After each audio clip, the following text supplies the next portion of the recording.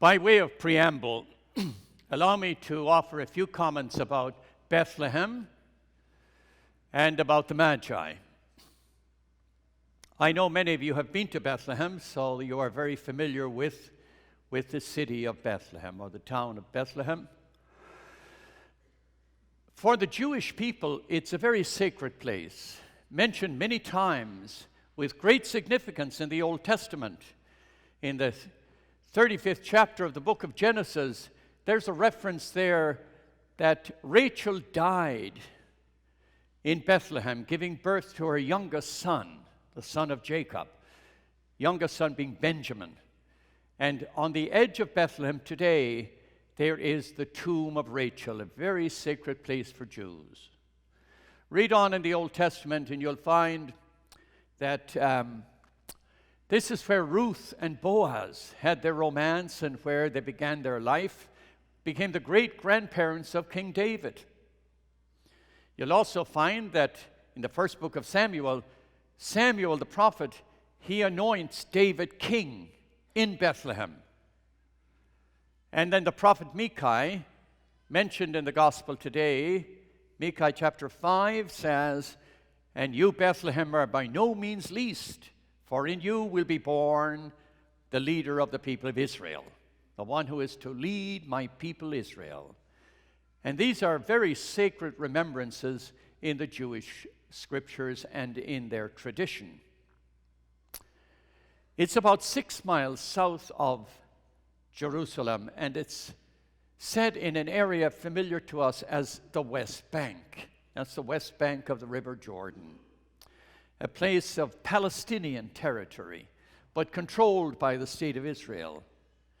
To get there today, you have to go through a very forbidding wall and high security, and that makes it a little more awkward to get from Jerusalem to Bethlehem today. There are about 25,000 residents in Bethlehem, and the Christian population is going down very rapidly. It's about 15% now. It's largely a Muslim city, the city of Bethlehem today.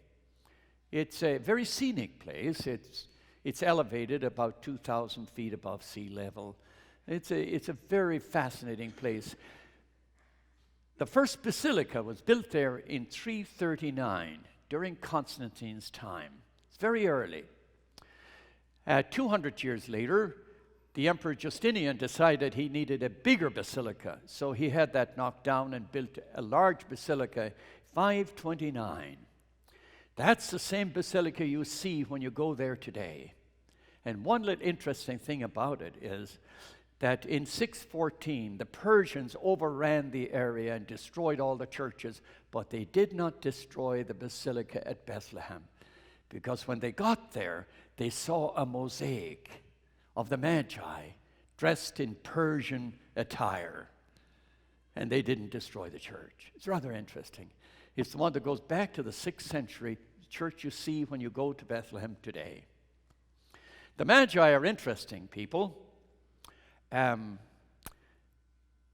were not kings. They're called kings because of the responsorial psalm today, Psalm 72, where it says, "The kings of Tarshish and the isles, the kings of Sheba and Seba will come and bring their offerings to the Messiah, to the Christ."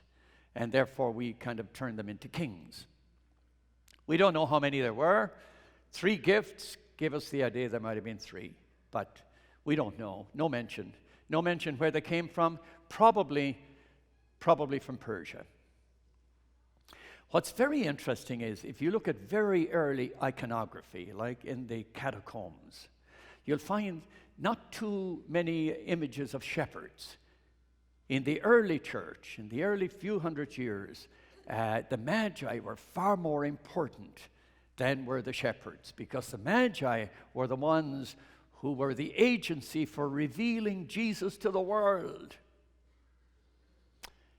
And I want to say it's not so much revealing Jesus to the Gentile world, but revealing Jesus to us. And that would be the substance of the homiletic remarks I'd like to offer. How is Jesus revealed to us in the Epiphany? If Epiphany means showing. When you read the Gospel of Matthew, it only appears in Matthew. It's not historical language. It has much symbolism in it. And it's more a theological construct than it is an historical construct. And when you read this text, a narrative here about the Magi, there are three venues of teaching. The first is Herod as a teacher. What do we learn from him? He symbolizes institutional power, a devious power, an insecure power, a violent power, an oppressive institutional strength. So much so that it's a devious mind. So that he must eliminate opposition. He must destroy the opposition. It is the worst image of institutional power.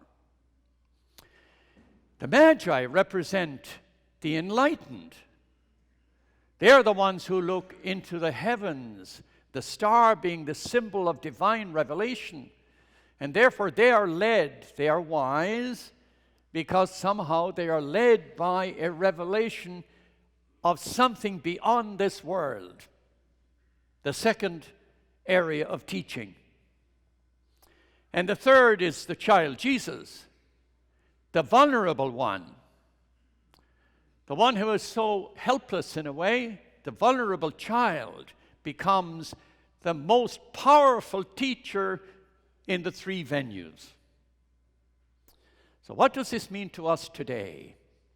How do we take the Epiphany and the three venues of teaching and find their presence in our daily lives?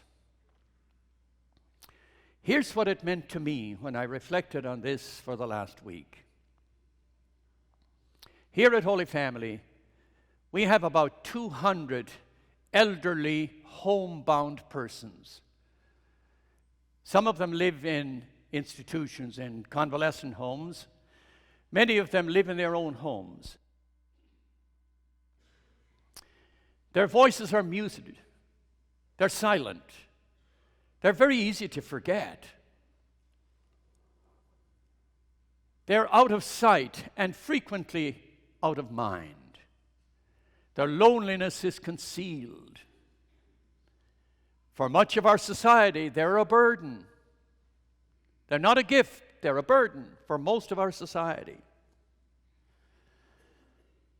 They don't produce, they don't achieve, and therefore their value is somewhat marginalized.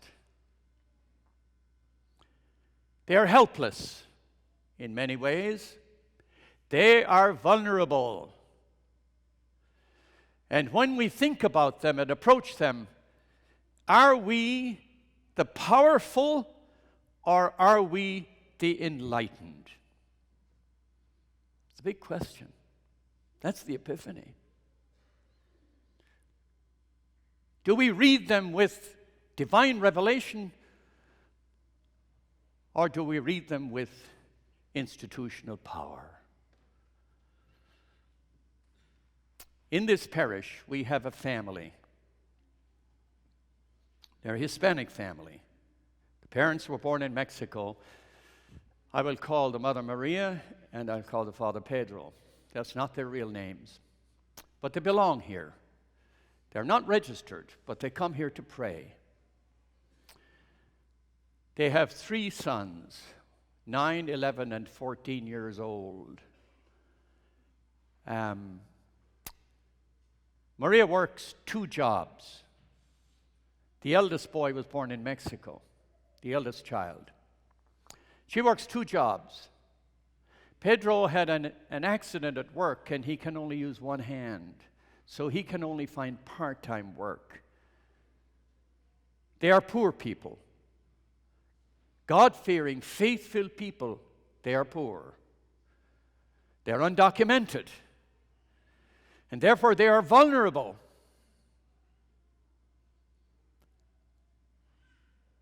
They are as vulnerable as the child Jesus was vulnerable.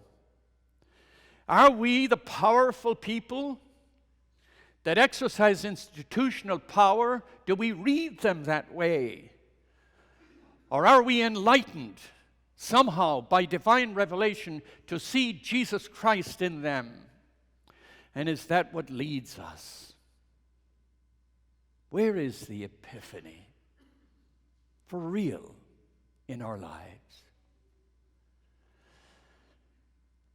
Every Wednesday evening,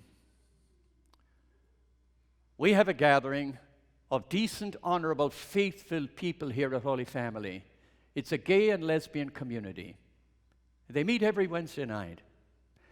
They meet to pray together, to tell one another their stories, to belong, to find like a safe place where they can be who they are. They're our brothers, they're our sisters, they're our sons and daughters, they are our people. Many of them are carrying the heavy burdens of fear, isolation, judgment made upon them. Many of them feel separated from the community. They're alone. They have been too long in the shadows. They're vulnerable. Do we read them in the institutional, powerful side, or do we read them out of divine revelation? Do we see epiphany, God's presence, the healing, welcoming, blessing, inclusive presence of God in them? They're vulnerable. Therefore, they are part of the epiphany.